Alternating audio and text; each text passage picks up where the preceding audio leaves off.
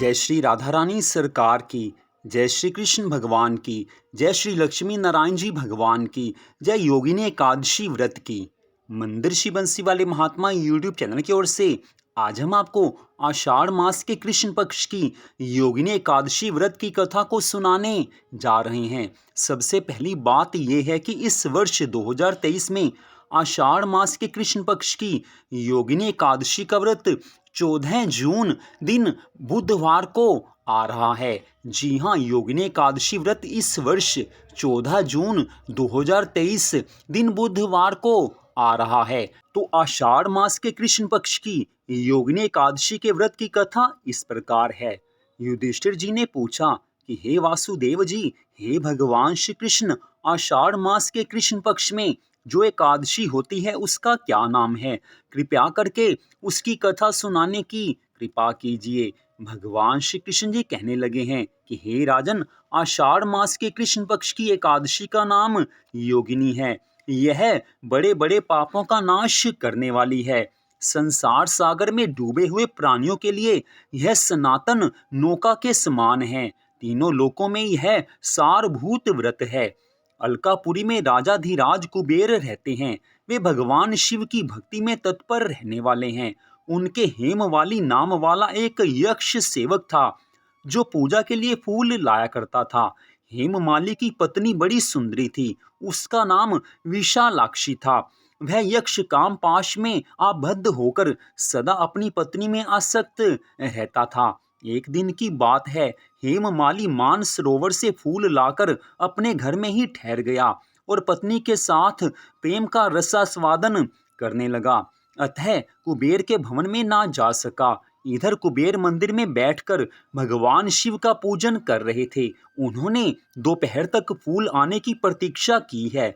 जब पूजा का समय व्यतीत हो गया तो यक्ष राज ने कुपित होकर अपने सेवकों से पूछा है कि हे यक्षो, दुरात्मा हेममाली क्यों नहीं आ रहा है? इस बात का पता लगाओ। यक्षों ने कहा, हे राजन, वह तो अपनी पत्नी की कामना में आसक्त होकर अपनी इच्छा के अनुसार घर में ही रमन कर रहा है। उनकी बात सुनकर कुबेर क्रोध में भर गए और तुरंत ही हेममाली को बुलवाया है। देर हुई जानकर हेममाली के नेत्र भय से व्याकुल हो रहे थे। वह आकर कुबेर के सामने खड़ा हुआ। उसे देखकर कुबेर की आंखें क्रोध से लाल हो गई। वे बोले, ओ पापी, ओ दुष्ट, ओ दुराचारी, तूने भगवान की अवहेलना की है। अतः कोढ़ से युक्त और अपनी उस प्रियतमा से वियुक्त होकर इस स्थान से भ्रष्ट होकर अन्यत्र चला जा। कुबेर के ऐसा कहने पर वह उस स्थान से नीचे गिर गया। उस समय उसके हृदय में महान दुख हो रहा था। कोढ़ों से सारा शरीर पीड़ित था, परंतु शिव पूजा के प्रभाव से उसकी स्मरण शक्ति लुप्त नहीं होती थी। पाप से दबा होने पर भी वह अपने पूर्व कर्म को सदा याद रखता था। तदनंतर इधर उधर घूमता हुआ वह पर्वतों में श्रेष्ठ मेरुगिरी के शिखर पर गया है। वहां उसे तपस्या के पुंज मुनिवर मार्कंडे जी का दर्शन हुआ है। पापकर्मा यक्ष ने दूर से ही मुनि के चरणों में प्रणाम किया है। मुनिवर मार्कंडे ने उसे भय से कांपते देख परोपकार की इच्छा से निकट बुलाकर कहा, तुझे कोढ़ के रोग ने कैसे दबा लिया? तू क्यों इतना अधिक निंदनीय जान पड़ता है? यक्ष बोला, हे मुनिवर, मैं कुबेर का अनुचर हूँ। मेरा नाम हेममाली है। मैं प्रतिदिन मानसरोवर से फूल ले आकर भगवान शिव की पूजा के समय कुबेर को दिया करता था। एक दिन पत्नी सहवास के सुख में फंस जाने के कारण मुझे समय का ज्ञान ही नहीं रहा। अतः राजा धीराज कुबेर ने कुपित होकर मुझे शाप दे दिया, जिससे मैं कोढ़ से आक्रांत होकर अपनी प्रियतमा से बिछुड़ गया। हे मुनि श्रेष्ठ, इस समय किसी शुभ कर्म के प्रभाव से मैं आपके निकट आ पहुंचा हूँ। संतों का चित्त स्वभाव से ही परोपकार में लगा रहता है। ये जानकर मुझ अपराधी को कर्तव्य का उपदेश दीजिए। मार्कंडे जी कहने लगे हैं कि तुमने यहाँ सच्ची बात कही है, असत्य भाषण नहीं किया है। इसलिए मैं तुम्हें कल्याणप्रद व्रत का उपदेश करता हूँ। तुम आषाढ़ मास के कृष्ण पक्ष में योगिनी एकादशी का व्रत करो। इस व्रत के पुण्य से तुम्हारी कोढ़ निश्चय ही दूर हो जाएगी। इतनी कथा सुनाकर भगवान श्री कृष्ण धर्मराज युधिष्ठिर से कहने लगे हैं कि हे राजन, ऋषि के ये वचन सुनकर हेममाली दंड की भांति मुनि के चरणों में पड़ गया।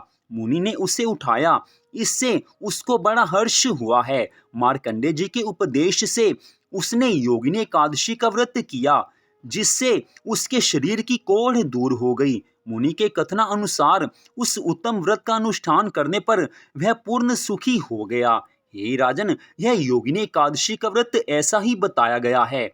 जो मनुष्य 88,000 ब्राह्मणों को भोजन करवाता है, उसके समान ही फल उस मनुष्य को भी मिलता है जो योगिनी एकादशी का व्रत करता है। योगिनी एकादशी का व्रत महान पापों को नष्ट कर देता है। योगिनी एकादशी महान पापों को शांत करने वाली और महान पुण्य फल देने वाली है। इस कथा को पढ़ने और सुनने मात्र से मनुष्य अपने सभी पापों से मुक्त हो जाता है। तो इस प्रकार भगवान श्री कृष्ण जी ने धर्मराज युधिष्ठिर को आषाढ़ मास के कृष्ण पक्ष की योगिनी एकादशी के व्रत की कथा को सुनाया है। भगवान ने स्पष्ट बताया है कि इस व्रत को रखने मात्र से मनुष्य के सभी पाप नष्ट हो जाते हैं। उसे 88,000 ब्राह्मणों को भोजन करवाने का पुण्य फल मिल जाता है। और जो मनुष्य केवल इस कथा को पढ़ते या सुनते हैं, उनके भी सभी पापों का नाश हो जाता है। तो आज की इस कथा को सुनने के लिए आप सबका हार्दिक धन्यवाद। भगवान श्री राधा कृष्ण जी की, भगवान श्री लक्ष्मी नारायण जी की योगिनी एकादशी व्रत की अनंत कृपा सदा आप सब पर, आपके परिवार पर बनी रहे। इसी मंगल कामना के साथ जय श्री राधा रानी सरकार की, जय श्री कृष्ण भगवान की, जय श्री लक्ष्मी नारायण जी भगवान की, जय योगिनी एकादशी व्रत की। जय जय श्री राधे, जय जय श्री राधे, जय जय श्री राधे श्याम।